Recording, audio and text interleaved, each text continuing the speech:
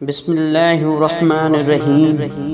ایک مرتبہ حضرت محمد صلی اللہ علیہ وآلہ وسلم کے پاس ایک صحابی آئے جس کا نام شکل بن حمید رضی اللہ تعالی عنہ تھا، اور حضرت محمد مصطفیٰ صلی اللہ علیہ وآلہ وسلم سے پوچھا، یا رسول اللہ، گناہوں سے کیسے بچا جا سکتا ہے؟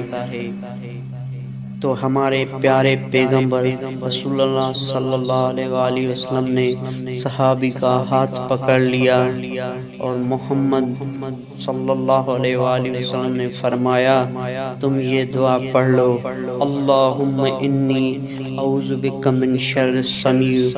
یا اللہ، میں غلط سنن، بھینا، غیبت، چغلی، گالیاں، گانے، الہادی کلمات، کفریہ، شرکیہ، بدعتی کلمات، یا اللہ مجھے سننے کی توفیق نہ دے۔ آخر میں گزارش ہے، اس میسیج کو شیئر ضرور کر دیجیے گا تاکہ ہر کوئی یہ دعا پڑھ سکے۔